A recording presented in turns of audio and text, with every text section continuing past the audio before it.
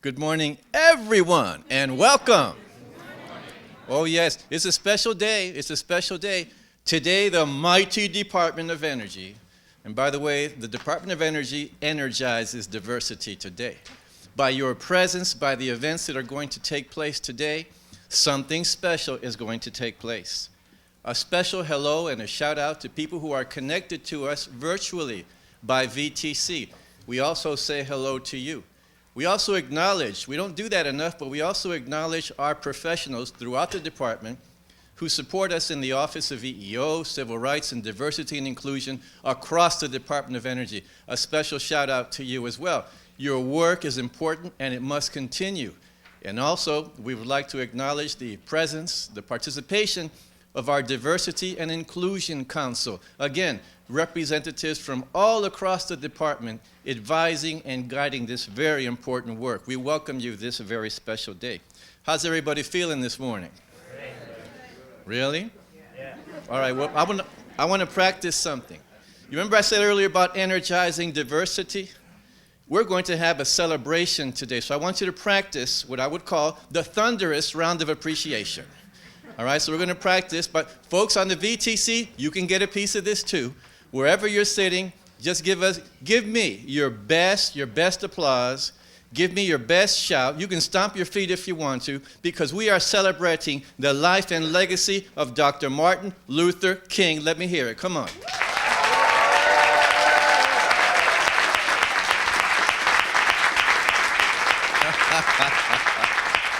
That's the best I've ever heard. I'm serious. That's the best I've ever heard, but you can do better. All right, one more time. Let's give it up real loud. Now, dig in. We're energizing diversity today. This is the Department of Energy. Let me hear some energy. 1, 2, 3, hit it.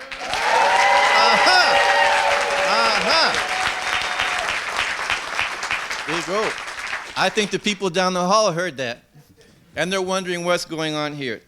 Saturday, I was reminded, personally, this is a personal story, of some very important aspects of the life, the legacy, and the dream of Dr. Martin Luther King. The civil rights movement was a time of litigation, demonstration, and legislation. But it was also the pursuit of dignity and a disdain for hopelessness. People were just sick and tired of being sick and tired. And today, I would remind you that dignity is the experience that we create. We give the gift of dignity to another person when we communicate their excellence, their potential, and all the good that is within all human beings. And I just encourage you today that I hope you didn't come here to see something. You will see something, but I encourage you today to be something. Ask yourselves today, am I bringing it to work, or am I leaving something at home? Am I being all that I could be at work? Am I encouraging and lifting up the people who work with me? Ask yourselves this question, because today's speakers, today's presenters, our leadership, they are here to inspire you. We are here because we know we can be a better department.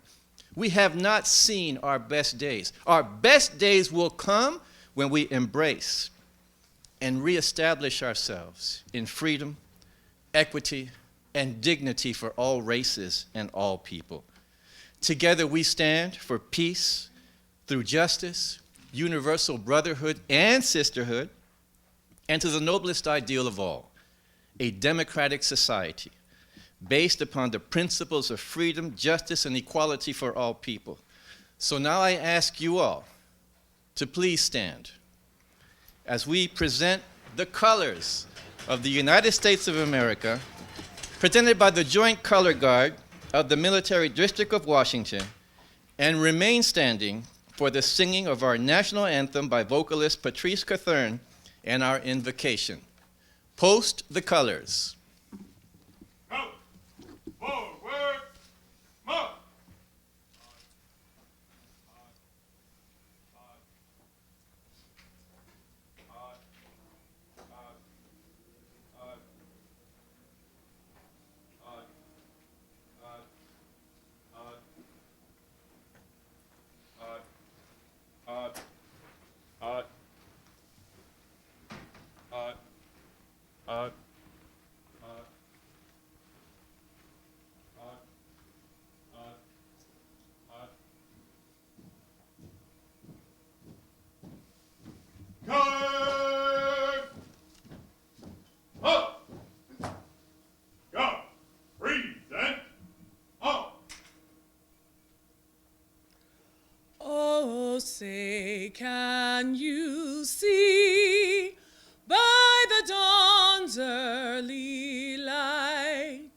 what so proudly we hail at the twilight's last gleaming, whose broad stripes and bright stars through the perilous fight o'er the ramparts we watched were so gallantly streaming, and the rockets regular, the bombs bursting in air, gave proof through the night that our flag was still there. Oh, say does that star-spangled banner yet wave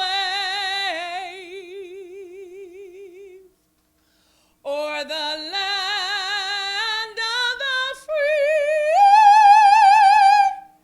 and the home of the brave.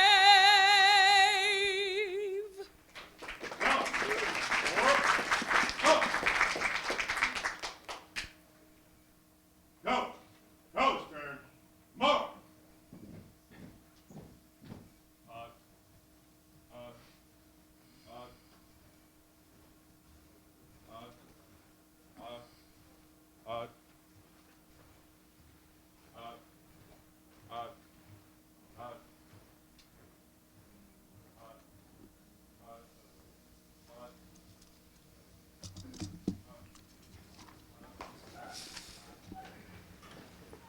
Please remain standing for the invocation.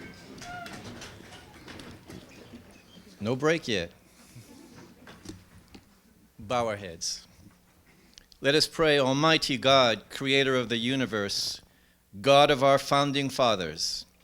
We humbly stand before you, each one of us representing the uniqueness and the diversity of your creation. Today we ask your blessing upon this day that you have made and granted to us to celebrate and reflect upon and honor the life of Reverend, Dr., and our brother, Martin Luther King. Lord, I ask that you shake us up a little today. Compel us not just to see something today, but to be something today, for we are not yet all that you want us to be. Renew our hearts, O Lord, that we as public servants would rededicate ourselves to be living instruments of your peace, your hope, and your love. Where there is hate, compel us to love. Where there is disagreement, compel us to forgive. Where there is need, stir our hearts to give. Where there is lying and gossip, help us to walk in excellence and truth. Where there is war, compel us to peace and nonviolence. And by the power of your name, we revoke the license to hate today. If there be change to make this a better world, let that change begin with us right here and right now in the hearts of all people who hear this prayer. We ask your wisdom and protection and your blessing upon our president, Dr. Moniz, and all of our leaders. Bless the mighty Department of Energy today. We humbly ask for these things through the power of your name. And the good people of the Department of Energy all across the country said, amen and amen. Please take your seats. Oh, that felt wonderful. But you know, by the way, thank you for making those calls. People are still coming. Come on in. There's plenty of seats. If there's a seat next to you, raise your hand so somebody will know there's a seat next to you. Come on in. Ushers, you know what to do. Bring them on in. This is a wonderful day today. Can we once again recognize Patrice Cathern, the voice of the Department of Energy? Come on. Thunderous.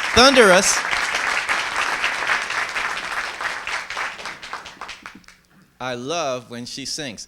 The Star-Spangled Banner is a very difficult song to sing. Those of you who do sing, it's a hard song to sing, and she does it so beautifully, and I think that she has a certain gift, and thank you for sharing that with us. Dr. King once said that we must work unceasingly to uplift this nation that we love to a higher destiny, to a higher plateau of compassion, to a more noble expression of humanness. I can think of no better person who personifies these words as our next speaker, the Honorable Dot Harris. Nominated by the President and confirmed by the Senate in March of 2012, she works tirelessly to ensure that minorities and underrepresented communities are afforded opportunities to fully participate in the department's programs. Please give a thunderous cheer to the Honorable Dot Harris, Director, Office of Economic Impact and Diversity.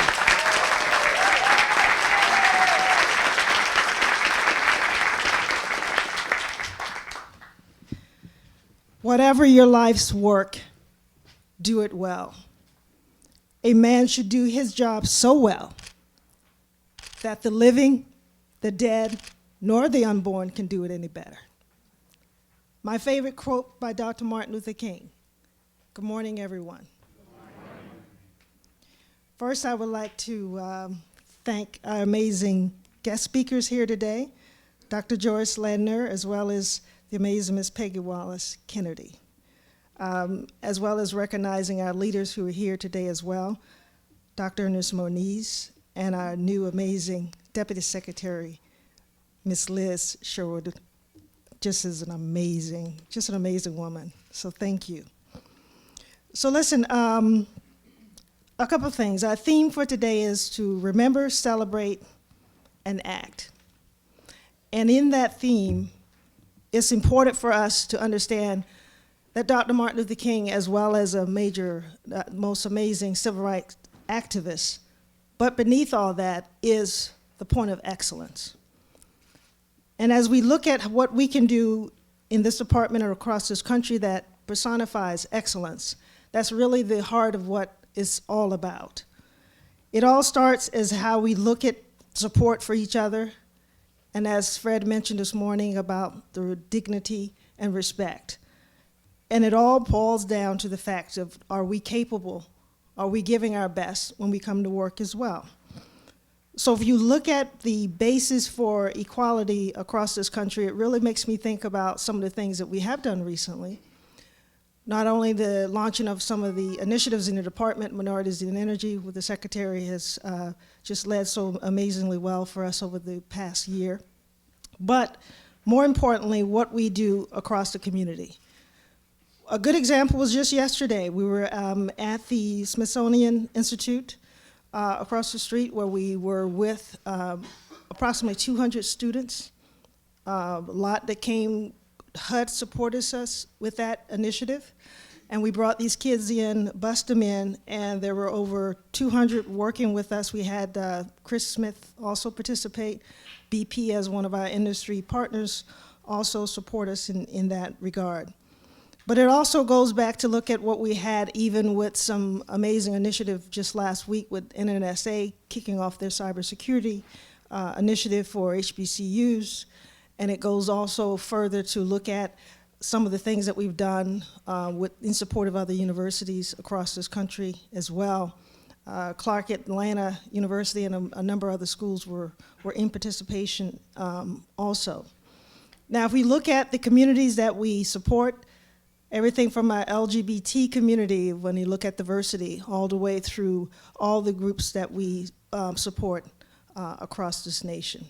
So when we look at what we need to do and how we need to further support the dream of Dr. Martin Luther King, it's about excellence.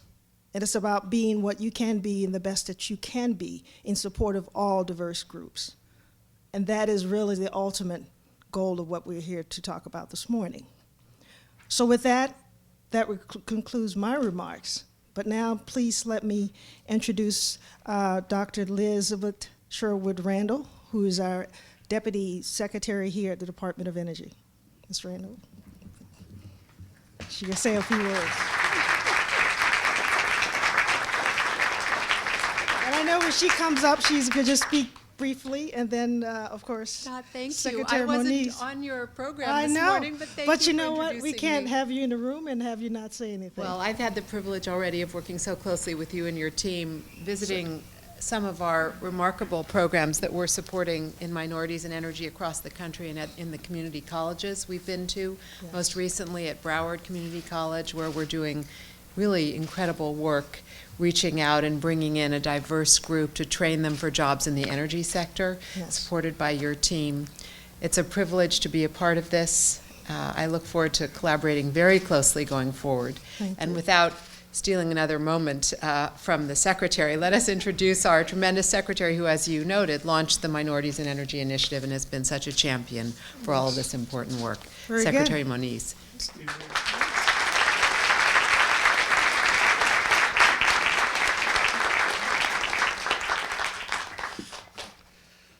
Well, thank you, Dot, and Fred and Liz, our Deputy Secretary, now entering her second quarter of service here at the Department of Energy.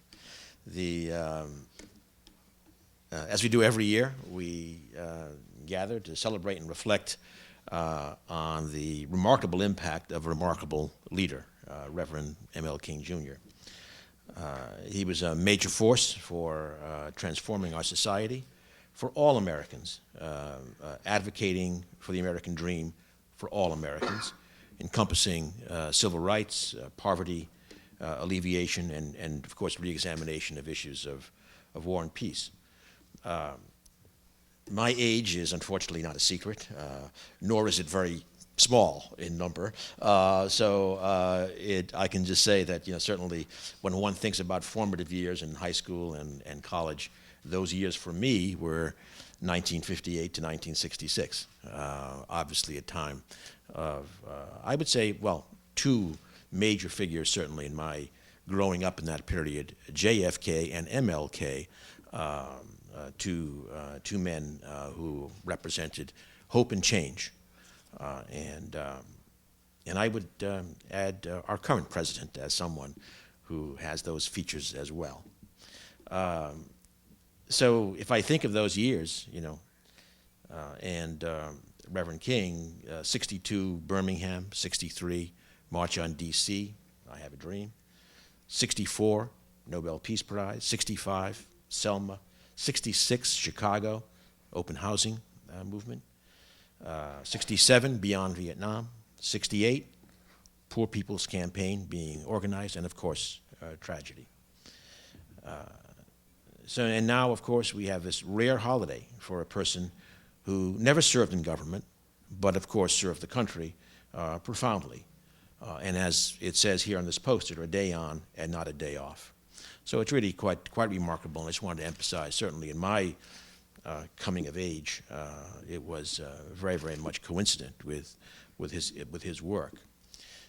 Of course, going back to Selma today, now we have an important movie with that name, telling the story of that courageous civil rights march that took place 50 years ago. A powerful reminder of how far we've come in this last half century, but also how much further we need to go to achieve the Reverend King's ideals and the movement he helped lead.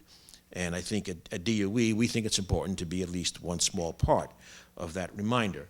And today, as Dot said, and I'll repeat, we are very grateful to be joined by Peggy Wallace Kennedy, daughter of George Wallace, speaking about her commitment to civil rights activities, and also by Dr. Joyce Ladner, herself a civil rights pioneer, a colleague of a number of legends in the civil rights movement, and a fellow academic, and I welcome you in that role as well. So this event, again, reaffirms our department's leadership, commitment to support President Obama's goals in terms of ladders of opportunity for all Americans. I mean, that, after all, is part of that journey to the promised land that Reverend King talked about so often. So let me just say a few words about a couple of activities that are helping us provide opportunities for all of our citizens, which is a presidential commitment, but to which I always add, we should not forget also that it's important for us. It is self-serving in the sense that we, as a science and technology organization, will not succeed going forward without drawing upon all the talents that we have in this society. So just last Thursday, I traveled to Norfolk, Virginia, with Vice President Biden to announce one, maybe it's just one drop in the bucket, but all these drops help. A wonderful new program, I think, in terms of producing from our historically black colleges and universities cybersecurity professionals.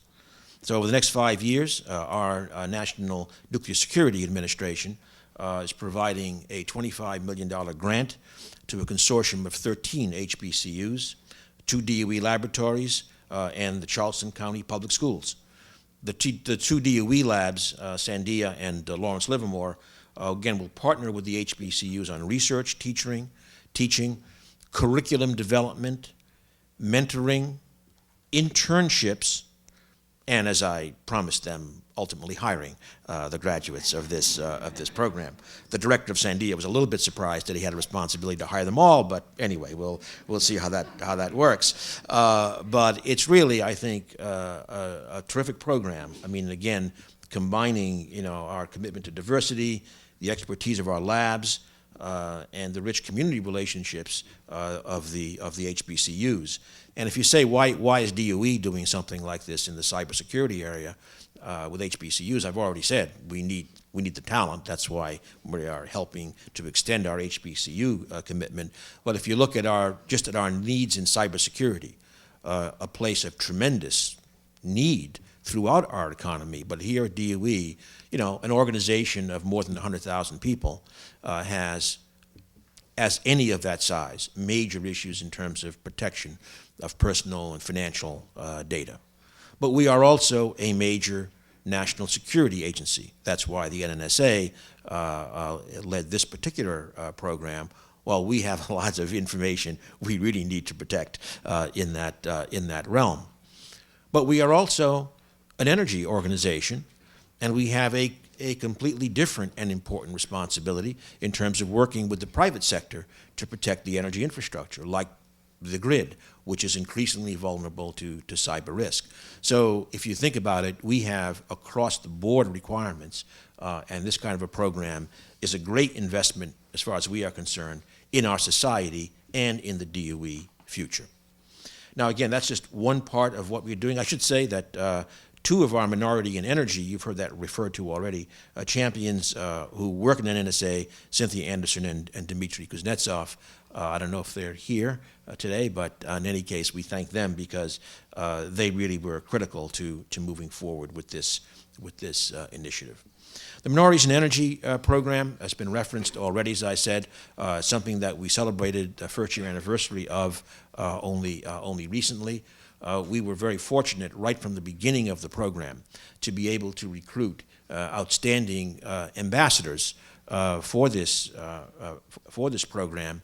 And now, moving into our second year, we are adding to that a strong emphasis on industry partners as well.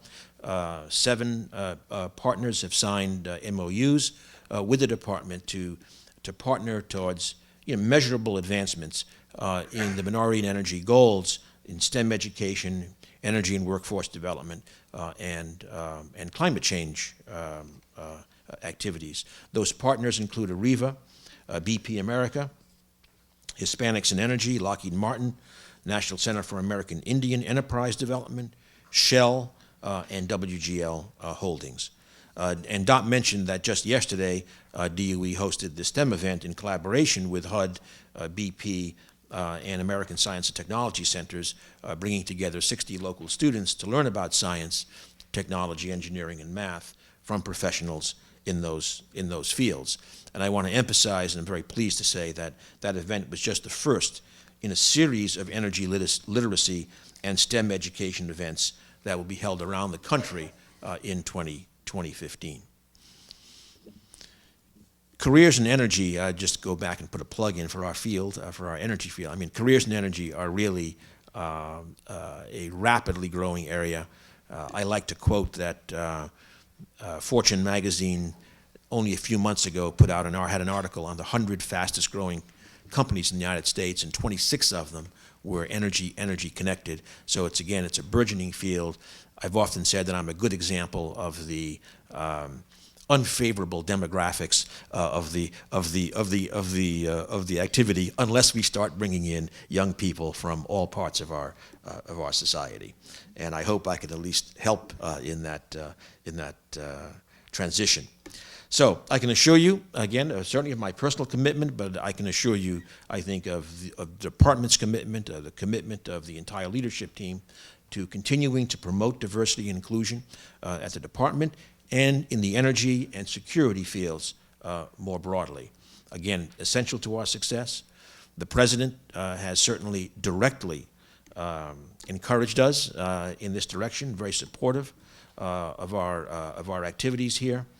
And so, again, to allude to Dr. King's eloquence, we will continue the journey to the promised land that he spoke of so often. I might add, we are also well situated, only a 6 or 7 minute walk to the M.L. King Memorial, not far from the Lincoln Memorial, where he, of course, delivered his transformational I Have a Dream speech. It's not, it's pretty warm today. I recommend you take a walk at some point and head over to the memorial. So thank you for your participation in this important annual opportunity for reflection on that journey to the promised land. Thank you so much.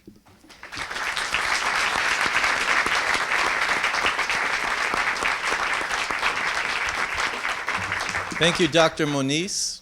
Always a pleasure to hear from you and to spend time with you. Is anyone here from the Diversity Council? If you're here from the Diversity Council, or if you work in the diversity field or EEO field, would you please stand up right now? We'd just like to acknowledge you today. Thank you.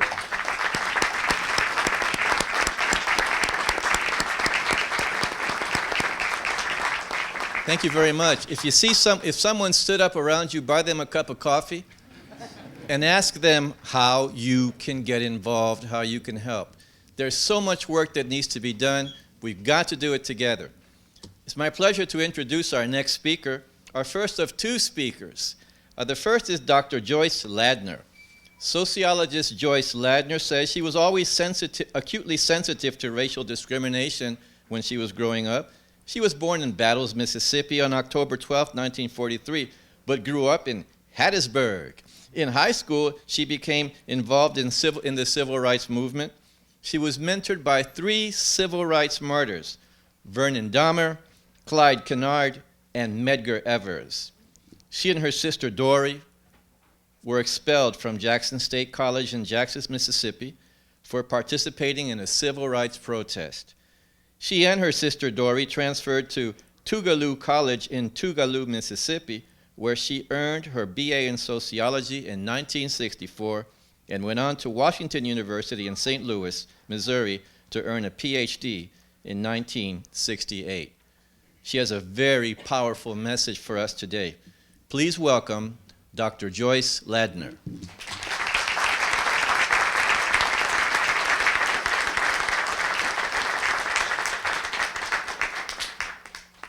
Welcome, Dr. Ladner. I'll pour that. Thank you. Good morning. I'm good. I hope you are as well. I want to thank you for inviting me to this most important occasion. If it were not for the civil rights work that Dr. King and many others did, many of you would not be here today.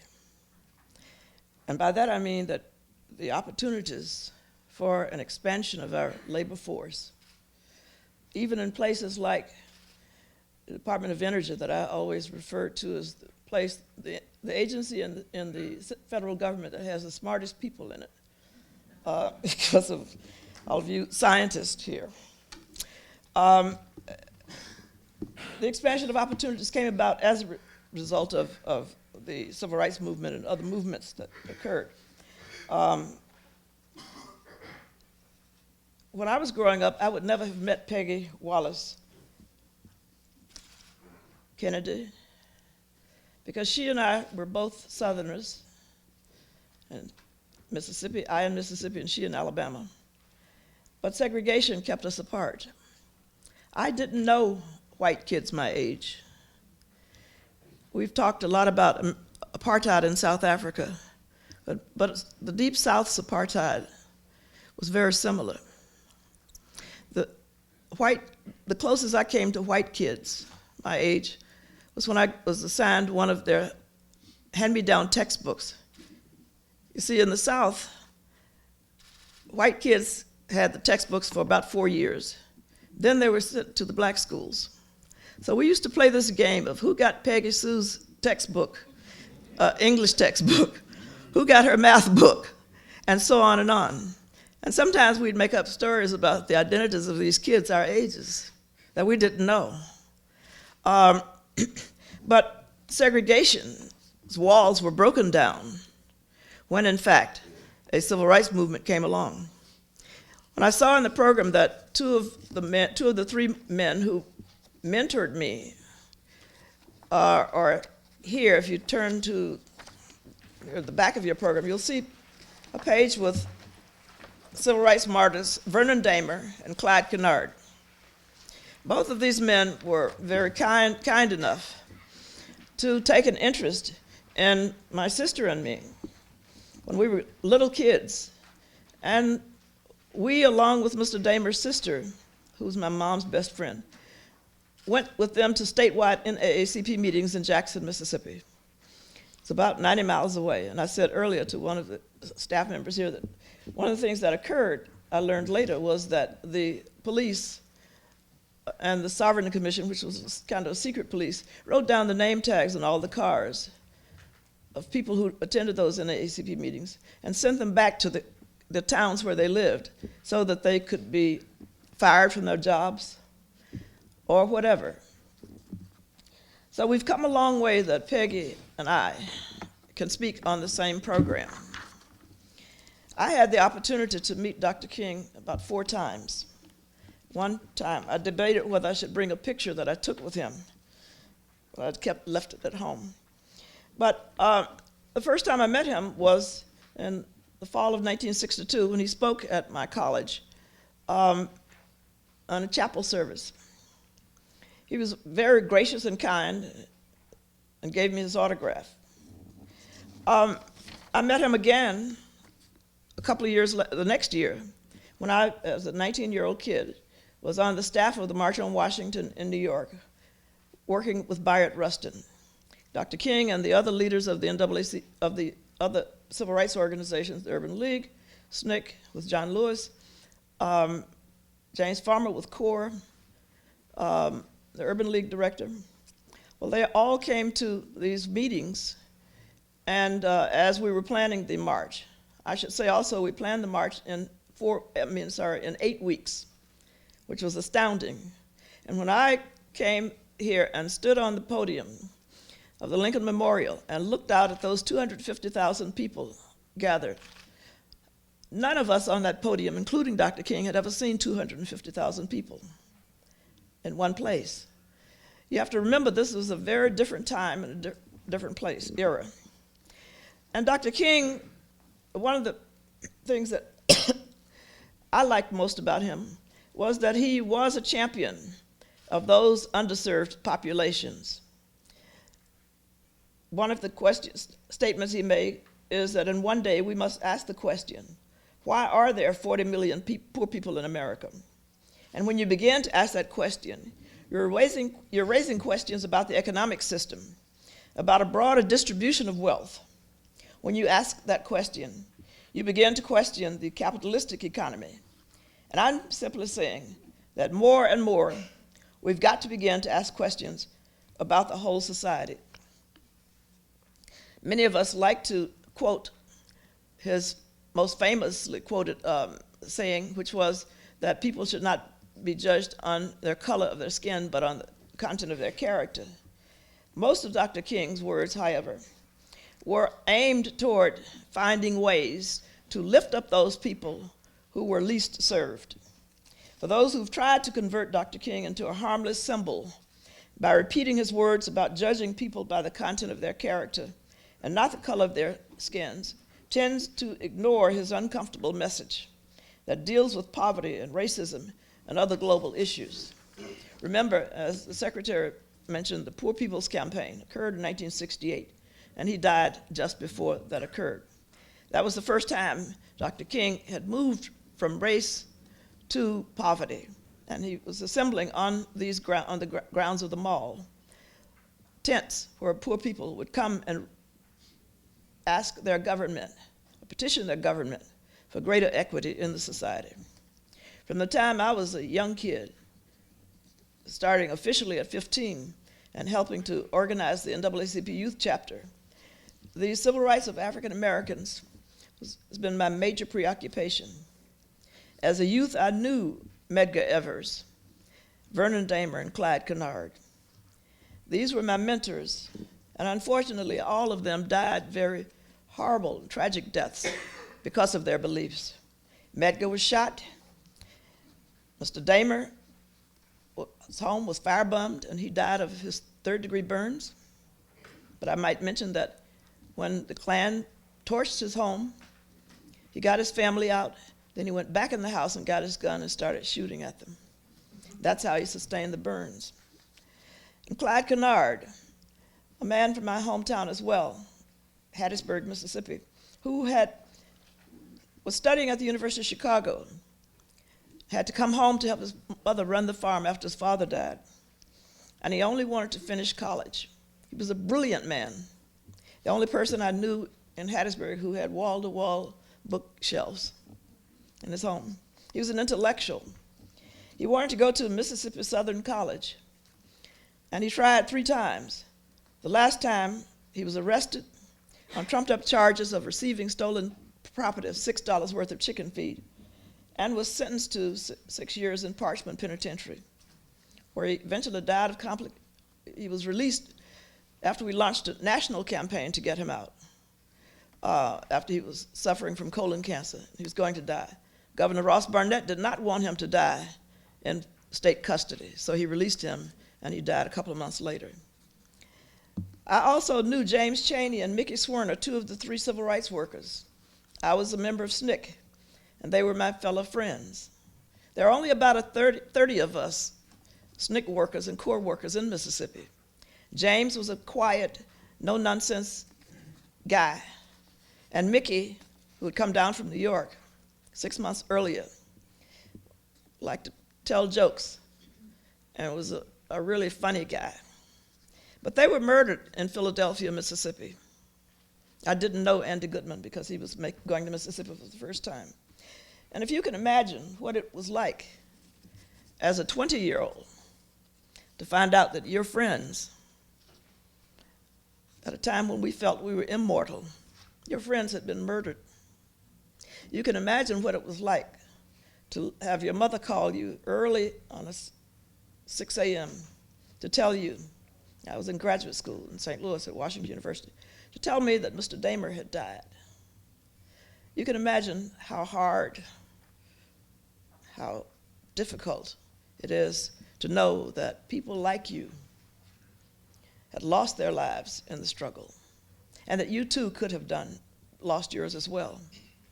To have known Mrs. Fannie Lou Hamer as well as I did, and to see her suffer from cancer because of lack of early treatment and die of breast cancer, and all the other indignities heaped upon people by a system of segregation and discrimination that didn't care about us knowing each other, that oppressed white people as well as it did black people. If you can imagine what it was like to live during those years, you can surely say that we've come a long way, have we not? Okay. Most of our work in the civil rights movement was fighting for the right to vote.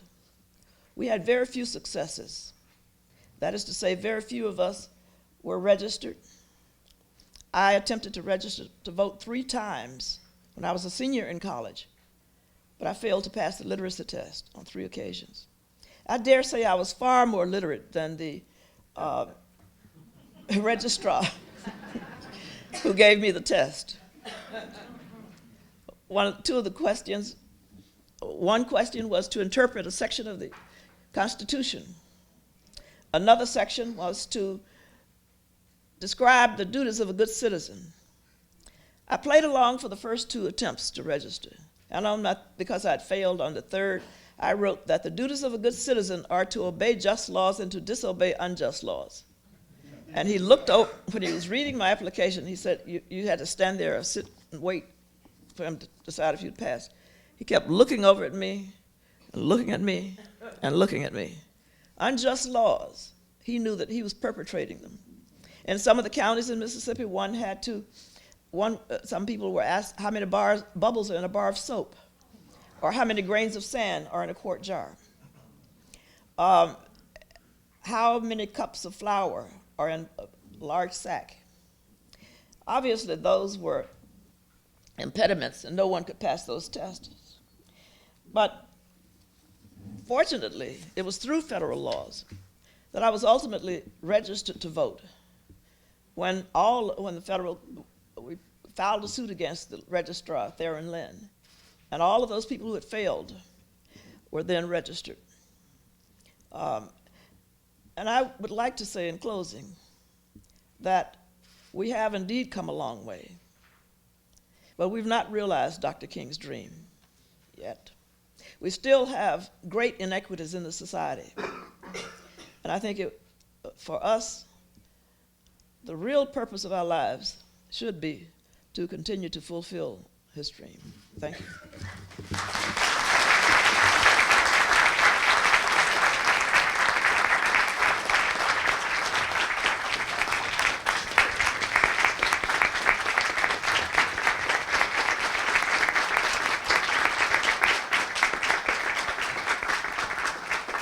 We can do better than that. We can do better than that. Come on.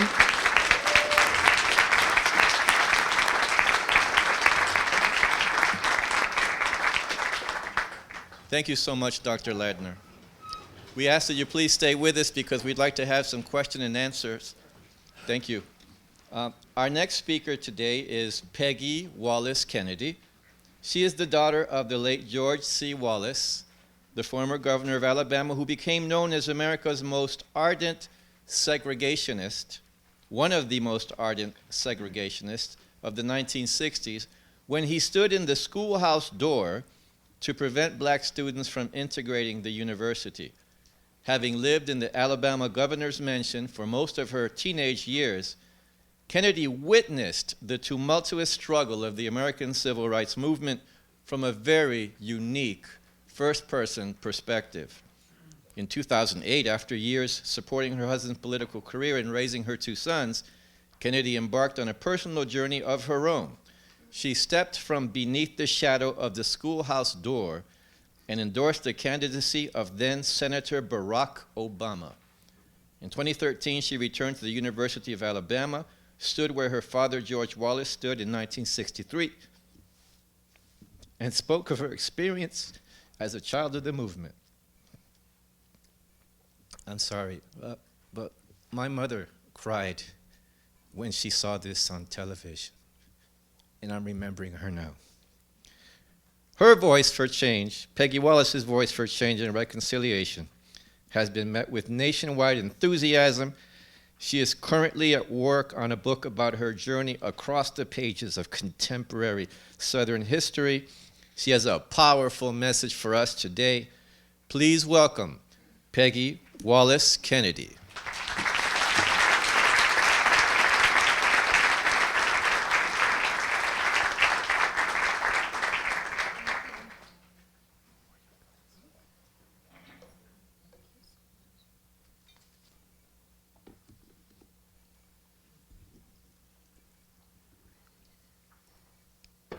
Thank you so much. I'm so happy to be here today to speak with all of you and about my personal story that I have that I do think is important. And several years ago, I decided to share it.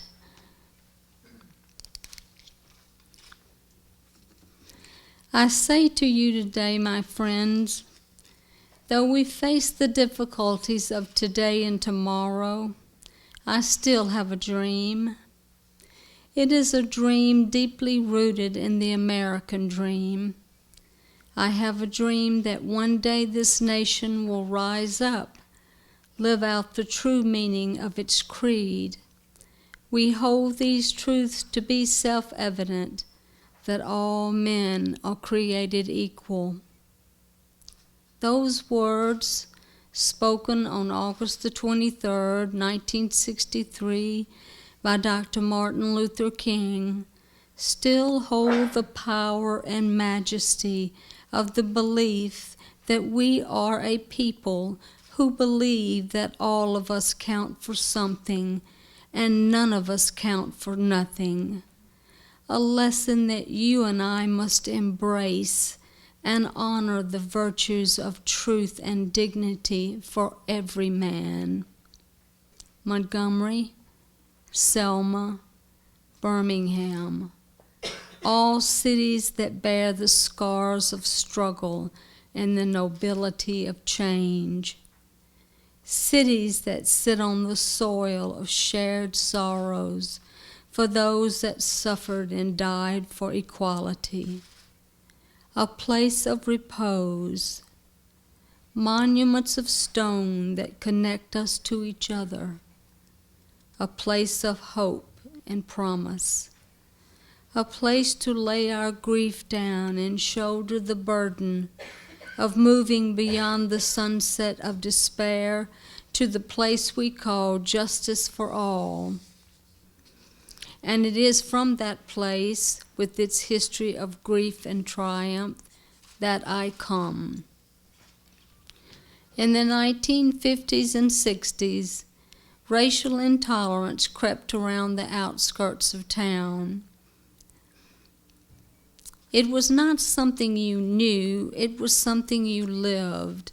At first it wasn't raucous. It didn't cause much trouble, but the calluses it grew on the hearts of African American mothers and fathers' hearts marked them so that their children could see their future in their parents' eyes.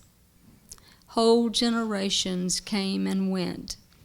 Some followed the bright line roads out of the South, while others stayed and watched as the road north to freedom took a bend and brought them right back again. But then there were voices, hardly discernible at first, but growing louder. Songs of despair faded under the broader anthems of defiance. And as the seeds of a cultural revolution began to sprout, the South fought back to protect a society that promoted the notion that the very words of the American Declaration of Independence had no application to American citizens of color. America was creeping toward equality, and destiny was propelling George Wallace into the eye of the storm and sweeping his family into the vortex of the American Civil Rights Movement. I was 8 years old when my father ran for governor against the Ku Klux Klan and as a civil rights reformer, and lost.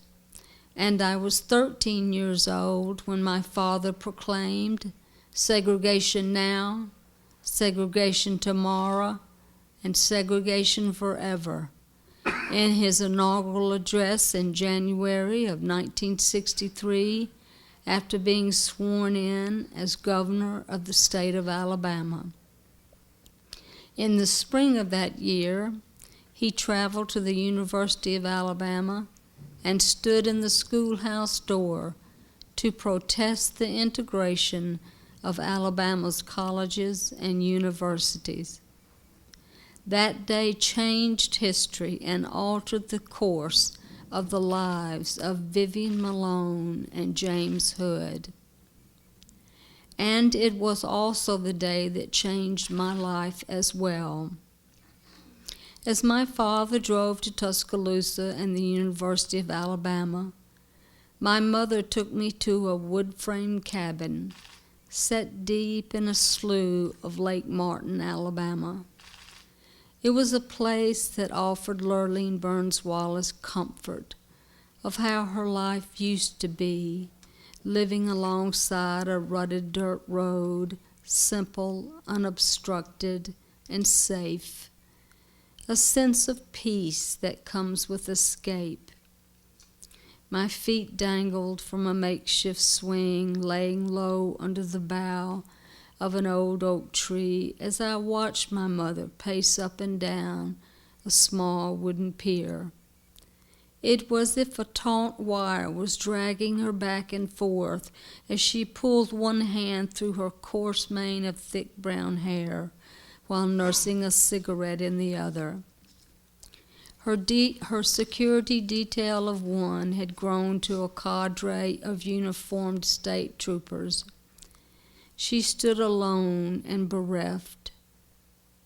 Where had I heard this wind before, changed like this to a deeper roar? What would it take my standing there for, holding open a restive door, looking downhill to a frothy shore? Summer was past and the day was past. Somber clouds in the west were massed. I was 13 years old. My mother was 36. That was the end of her hope for a simpler life, for it was the beginning of our living beneath the shadow of the schoolhouse door. After midnight, we rode in silence back to the governor's mansion in Montgomery. That day was never mentioned again.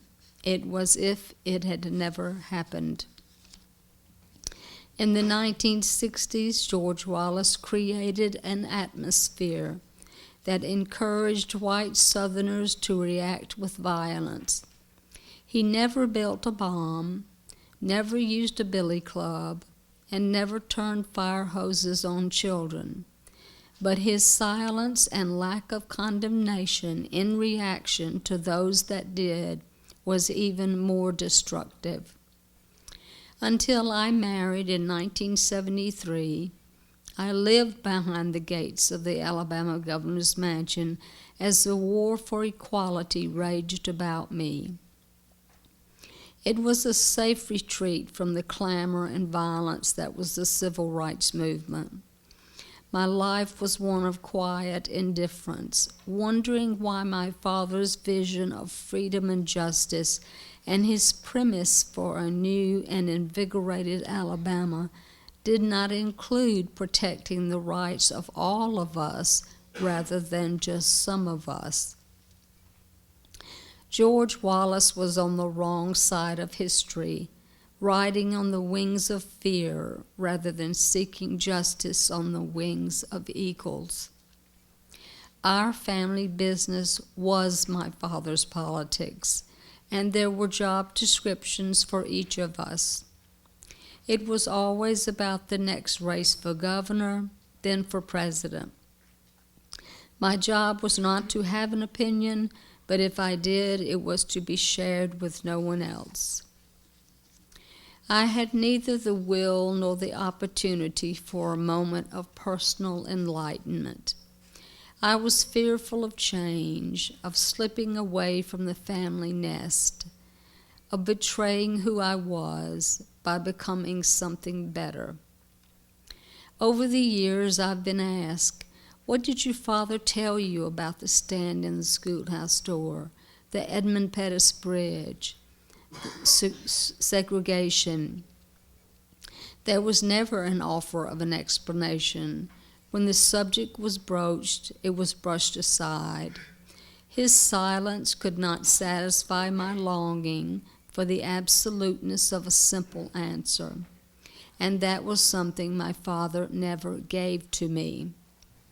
My father owed me a conversation, an explanation for what he had done, something to share with my two sons, his two grandsons, when they ask why. Perhaps a brief conversation between a father and daughter, a hastily written note on a yellow legal pad, would not have been too much to ask to heal the longing heart of a daughter who loved her father very much. History will remind us of George Wallace's own journey on the road to Jericho after he was paralyzed by an assassin's bullet in a shopping center parking lot in Laurel, Maryland in 1972. It was through his own personal pain and suffering that he saw the hurt of history in the eyes of African men and women who had been denied their right to live the American dream. He sought forgiveness for what he had done, and he was forgiven by many of those whom he had wronged.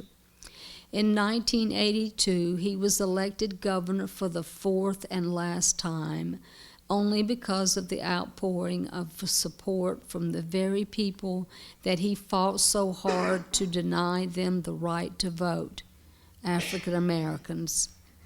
Their vote in 1982 still stands as a symbol of the power of forgiveness. But for whatever he became, there will always be an asterisk by the name of George Wallace, for he will always be known best as the man who stood in the schoolhouse door.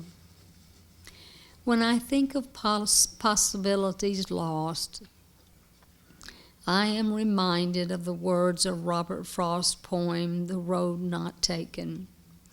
I shall be telling this with a sigh, somewhere ages and ages hence.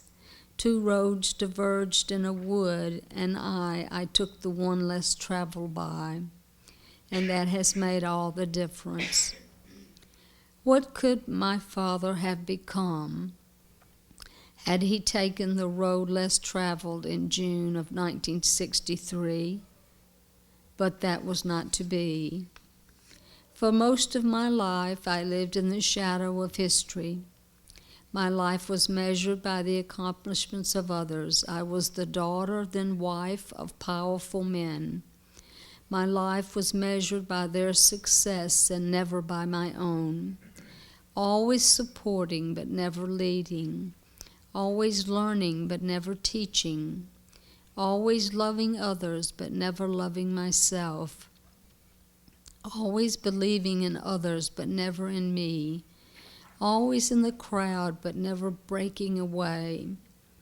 Believing that my life would be measured by the accomplishments of others, but never by my own.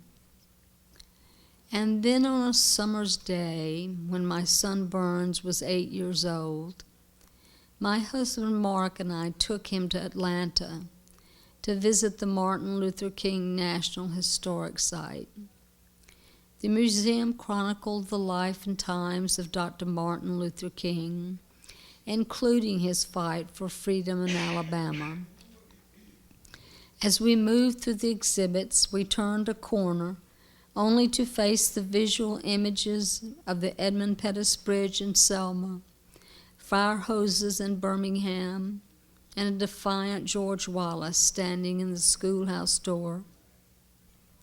Burns stood silent as the truth of his legacy washed over him.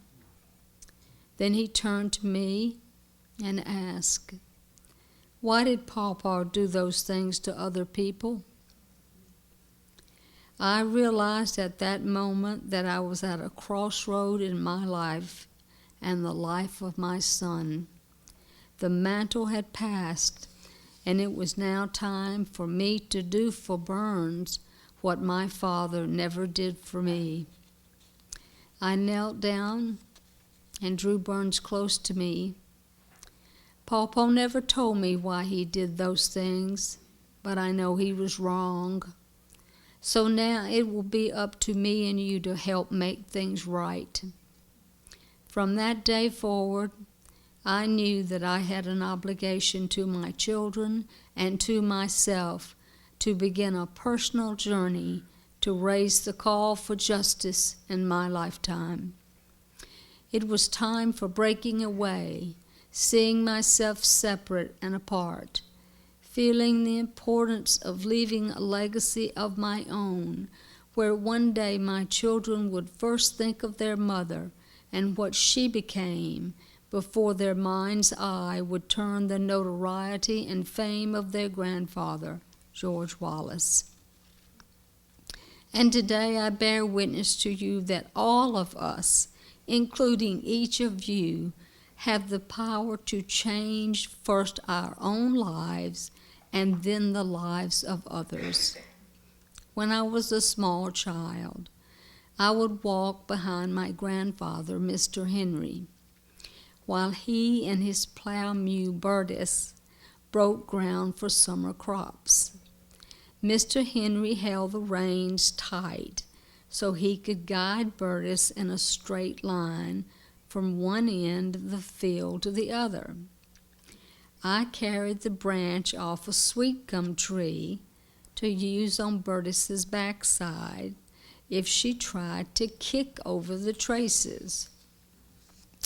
Traces were the long pieces of leather that connected the plow to the harness around Bertus's neck. If Bertus had kicked or jumped over the traces, she would be out of control and was most likely going to walk through the field like she wanted to, rather than how Mr. Henry thought she was supposed to. Over the past few years, I've often thought of Bertus and Mr. Henry working in the fields until they disappeared into the darkness of a summer nightfall. I smile when I think that perhaps I've done something that Bertus was never allowed to do. I've jumped the traces, and I'm plowing furrows on my own. My life is no longer about sticking to the straight line with my soul burdened by others' expectations. There are those that look over their shoulders at me as they are confined by the traces of the past and criticize my wandering. To some I am a traitor, to others I am a disrespectful child, and to many my past and the sins of our fathers make me suspect. But for all of those that believe in change and truth, the fallow fields of America are a patchwork of lines and angles, circles and squares, created by new generations of Americans who have dared to kick over the traces. There'll be no more stands in the schoolhouse door, but how many hearts will be broken and lives wasted on the wrong side of the schoolhouse door?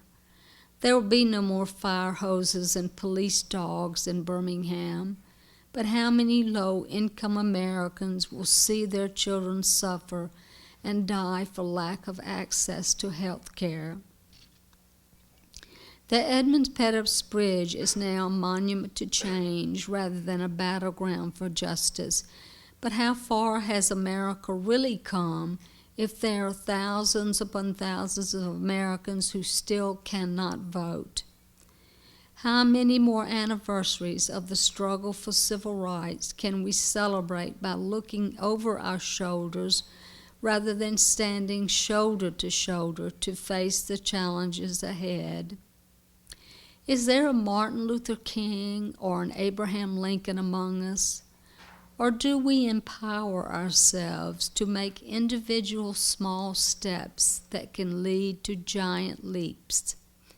How can our children reach for higher ground if we do not inspire them with what we do?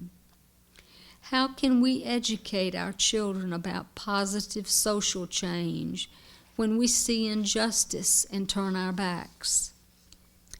How can we do nothing when we read about gun violence, dead-end streets of opportunities, lost and thrown away children in jail, and expect our children to do something? Tolerance must be more than what we believe.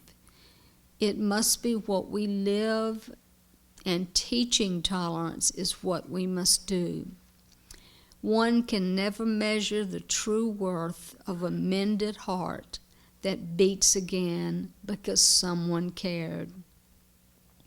An opportunity for each of you, an obligation for all of us to see others, feel others, and celebrate others, respecting their humanity for who they are. We must live our lives with inspiration, always inspiring to make the choices that lead us to higher ground, that guides us to understanding and purpose of not just who we are, but who we can become. There is power in who we are and where we come from. Every one of us cannot live on a stage for all to see, but all of us have something to share about what makes us unique, the fabric of our lives. We must know where we have come from before we chart our course for the future. So I'm here today to tell you that for the sake of my 2 sons and for those that will remember me after I'm gone, I have charted my own course to do what I can to rise above the history of yesterdays and look over the sunset for the promise of a new dawn of justice and equality for all. I speak for myself, not to condemn my father, for history will define him best, but to share with you where my journey began and to promise you that my life's destiny will be of my own choosing. None of us can be responsible for the circumstances of our birth, but each of us will be held responsible for what we will become. A promise that when we say all men are created equal, it means something, protects something, and encourages us to embrace the belief that the diversity among us has nothing to do with equality, but has everything to do with strength of character and country. The struggle for justice, equality, freedom, acceptance, and understanding did not end in the 1960s, and while thousands may never march again down a 2-lane blacktop road from Selma to Montgomery, each of you must be vigilant in your hearts and minds each day. While some will climb mountains, there are untold number of small hills that we all can master. Tokens and gestures, words and deeds that can change a life and change history. Never sell yourself short like I did for so many years. Your voice counts. Use it for something rather than falling for anything. And rise to proclaim that for too many Americans, the schoolhouse door of opportunity, equality, and freedom remains closed. Rise up to protect the rights of others, for America is at her best when she embraces all of us, protects the least of us, and offers her bounty of hope and prosperity to not just some of us. Rise to not just remember how far we've come, but to commit to the struggle that lies ahead. Rise to stand in a schoolhouse door every day, to encourage a friend, to speak, to walk, and to pray for justice for all in our country. And rise to challenge one another to stand your ground, reach for a higher star, stand firm when all others fade away. Be courageous and proclaim a victory of your own. Rise up for yourself and for your dignity, so that one day your children and your grandchildren can say that your life was not lived in vain. Thank you so much.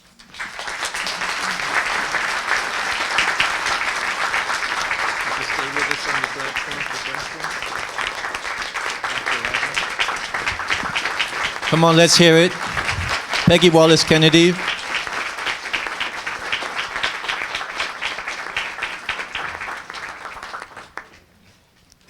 Thank you. I think everyone was touched by both of your remarks. Now, this is a time for asking questions. This is a historical moment for me. I would never have expected to see what I've just seen today. My heart is encouraged.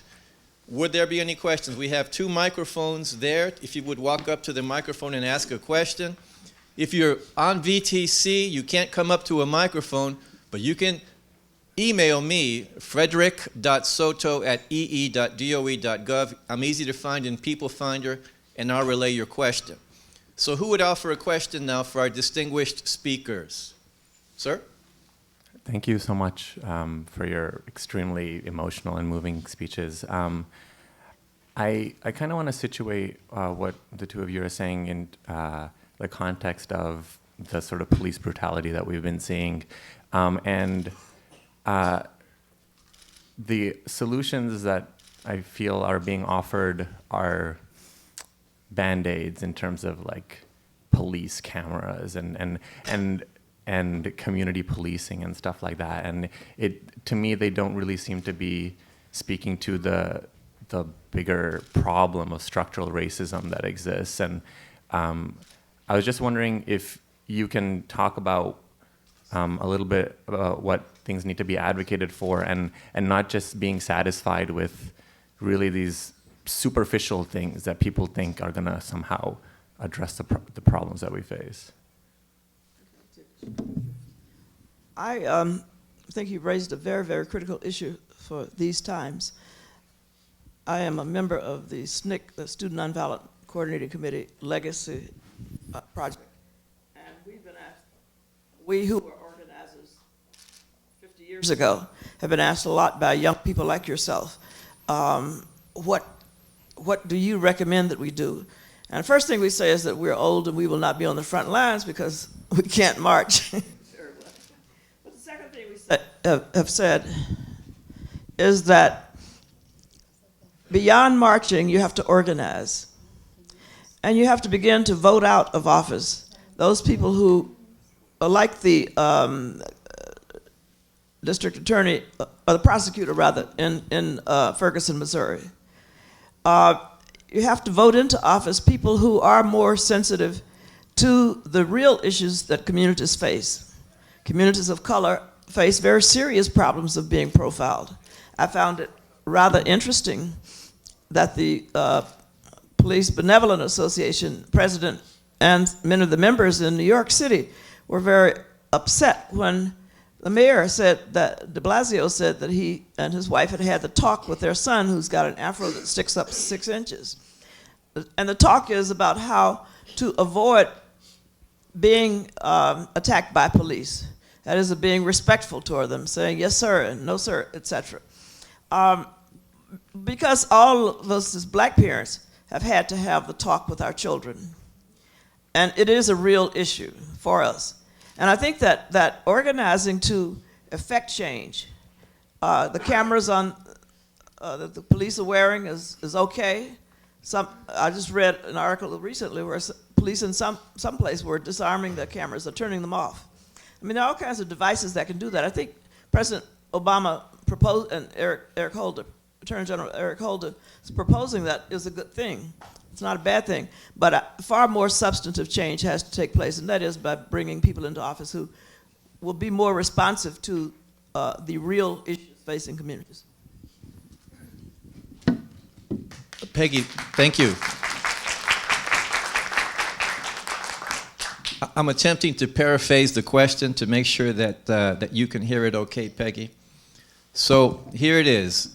We would like to get your view on the police violence in America. If you could please advise us from your perspective. Where should we go from here? Well, there's too much as far as I'm concerned. I think we just need to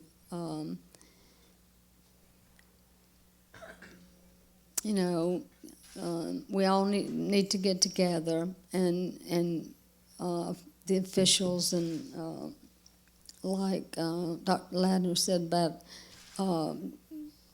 the mayor and his children, and what the mayor did for his children, and I think families should talk to their children about respecting officials and policemen in their home, but a lot of families don't do that. A lot of families just don't do that for some reason. We've always taught our children to respect policemen, I don't understand the police violence. It's because Missouri was the worst. We were in Missouri last week, and we talked some about that. And my speaking partner even said she thought maybe another Martin Luther King may come out of Missouri. You never know, you know. So I just wish it could be better. Thank you. Thank you. How about a round of applause for her question? Answer. Do we have another question? Someone else who would share a question today? I think someone's walking up to the microphone. Again, if you're on VTC, I'm going to check my email now if I have a question from you. Thank you. Good morning. Thank you for coming. I was at an interesting race relations forum yesterday at the First Baptist Church of Glenarden. They had a student forum of participants, and they had an adult forum of participants. And what I heard from that discussion was that more of a conversation need to be held about race relations. And that, like, now is when we'll talk about race relations. We won't go back to our offices. We won't implement that in our daily activities. There are a lot of organizations who have developed to start the conversation about race relations.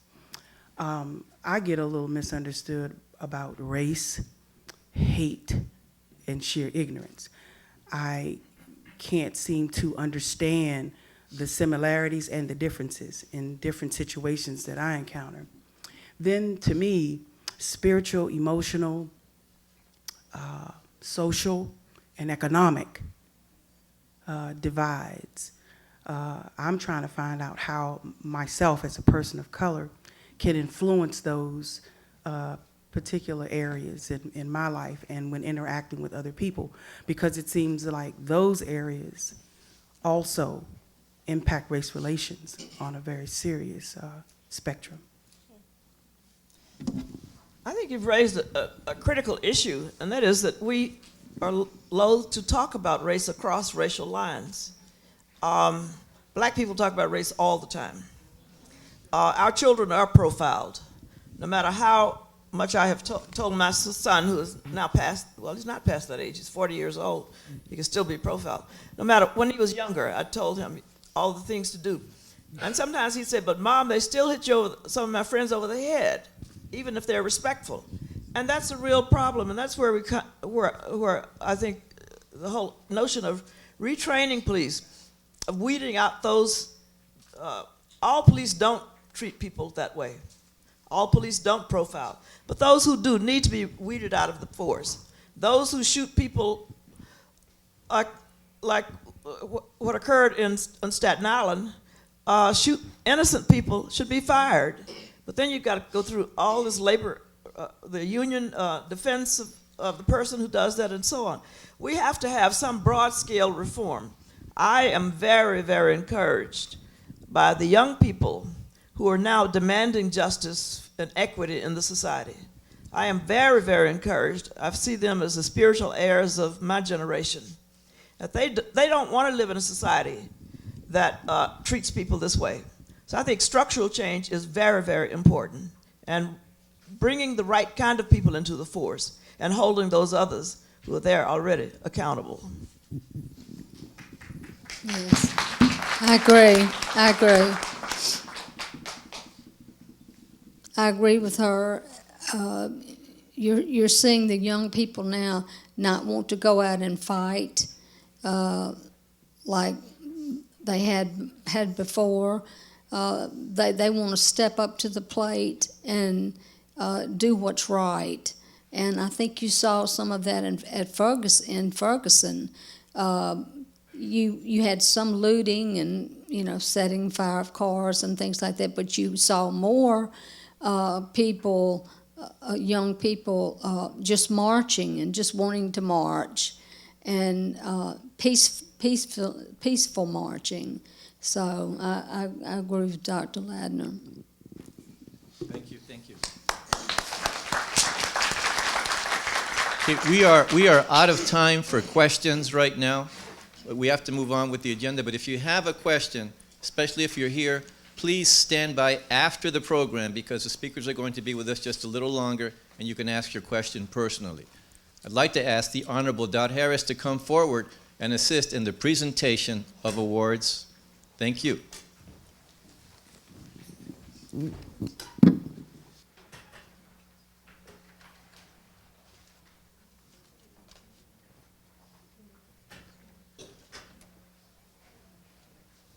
Our first award goes to Dr. Joyce Ladner. In recognition of your participation and contribution to the Department of Energy's Martin Luther King Commemorative Program, we salute your courage as a pioneer for civil rights, justice, and equality. Thank you very much. This is the second DOE award I've gotten. Hazel O'Leary, Secretary O'Leary, gave me one as well. Thank you. Our next award goes to Peggy Wallace Kennedy in recognition of your participation and contribution to the Department of Energy's Martin Luther King Commemorative Program. We salute your courage as a pioneer for civil rights, justice, and equality, signed Dot Harris, Director, Office of Economic Impact and Diversity.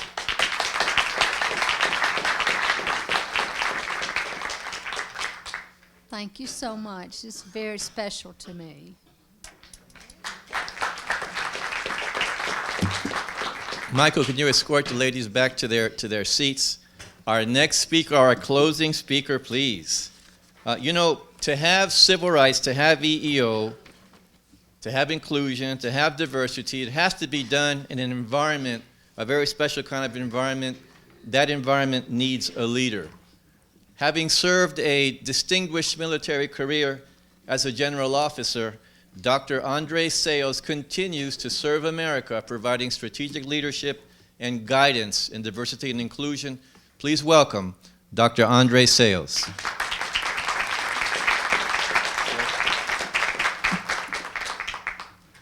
Thanks, Fred, for the introduction and your support of this event, as well as our other diversity and inclusion initiatives. Fred's always there to make a difference wherever he can. I have the distinct pleasure of offering some closing remarks for this amazing event. I'll try to do this as quickly as possible, but I always have something to say when it comes to diversity and inclusion. But first, let me say thanks to Dr. Joyce Ladner and Ms. Wallace Kennedy, Ms. Peggy Wallace Kennedy, for really taking the time to come and share amazing words and an amazing discussion with us here this morning. So thanks to Secretary Moniz and our Deputy Secretary who joined him this morning, Dr. Sherwood Randall, Director Harris, and of course Ms. Patrice Carthern, who does our national anthem and is always there for us when we call upon her services, as well as the color guard from the Military District of Washington, and to Mike Colbert, who's our architect and coordinator for this event, and our facilities and audiovisual staff. Thanks to you for attending, as well as our video audience across the country. I had the opportunity to study Dr. Martin Luther King for about 6 months in 1997 in the context of strategic leadership. That was part of the Army War College experience. He, of course, was an amazing leader who drew followers from across the country, most of whom I'm sure he did not even know. An interesting thought is to compare Dr. King's story with the executive corps qualifications for senior executive service in the federal government today. Be your own judge. Those 5 qualifications are leading people, leading change, building coalitions, business acumen, and results driven. Be your own judge as to whether or not Dr. King qualifies to be an SES in the federal government. Dr. King did all of those things under very difficult conditions and on a national level. This year, as we work through our observances that commemorate significant people and events in our nation's history, we aspire to ensure that there are educational messages that we can carry back to the workplace and utilize ourselves to make a difference. We have done that today. Let me share just a few of my notes from our speakers. Judge people not by the color of their skin, but the content of their character. We have come a long way, but have not realized the dream.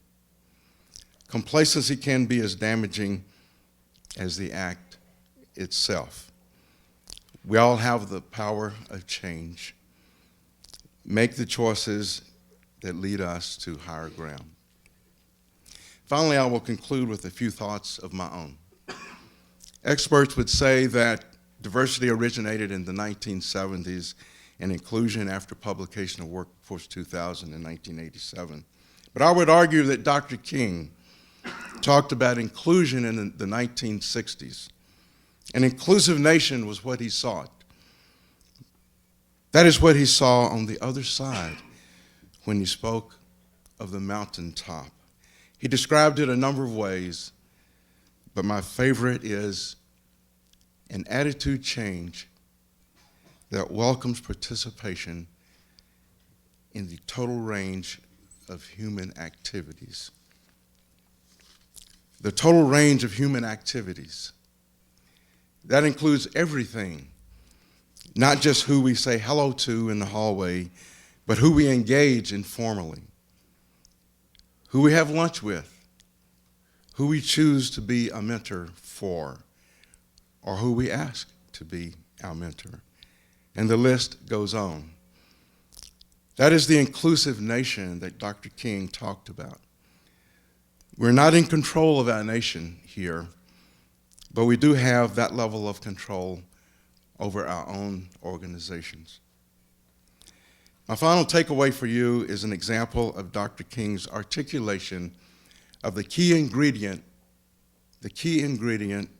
for an inclusive nation, which is understanding. In his letter from Birmingham jail, he used the word understanding 13 times. But his most powerful message on the subject was from one of his lesser-known speeches. And he said, "People often hate each other because they fear each other. And they fear each other because they don't know each other. They don't know each other because they can't communicate with each other. And they can't communicate with each other because they are separated from one another." Think about it. This applies at any level, from two people to the international scale, country to country. If we simply reverse those words, we get the roadmap for inclusion. So let's say it backwards. We come together, we communicate, we know each other, we understand, we are then equipped to be inclusive. Dr. King set an example through his willingness to sit down at the table of brotherhood with anyone. As a close, I want to mention that I was in Memphis this past fall and did not realize that the Lorraine Motel was right down the street from where I was staying until someone mentioned it to me. I don't know what I expected, but it was just an ordinary little motel that had been turned into a museum with a green and white 1959 Dodge Royal still sitting in the parking lot, along with a white 1968 Cadillac. Both parked just below room 306, where Dr. King had stayed.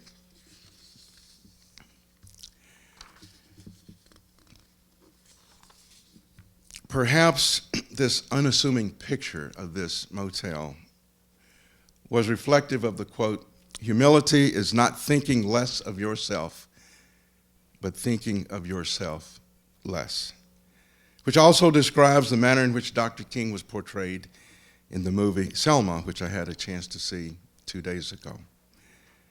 The movie is perhaps as close to experiential as one can come without actually personally going through the experience.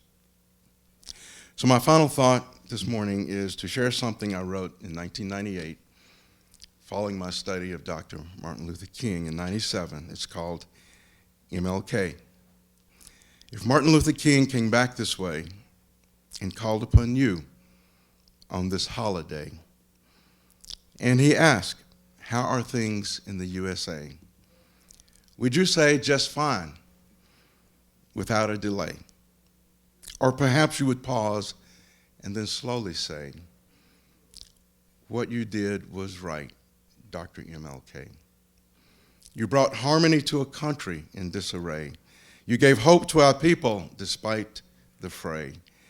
You were the one they sadly chose to slay. And your life was a terrible price to pay. But the freedom you bought is here to stay. Life is much better with each passing day. The world is not perfect, but that's okay. Because your dream will live, we hope and pray. As triumph ascends from the tomb where you lay, the nation again says thanks on your birthday.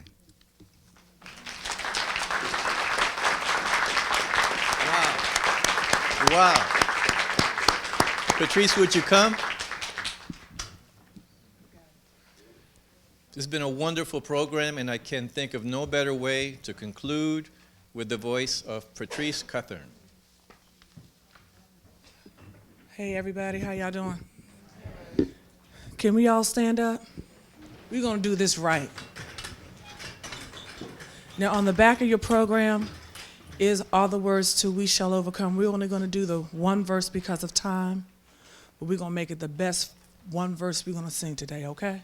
I'm gonna need everybody's help, even the non-singers. I know y'all are in here, but come on, I'm gonna need y'all to help me. We shall overcome. We shall overcome. We shall overcome someday. Oh, deep in my heart, I do believe we shall overcome someday. Amen.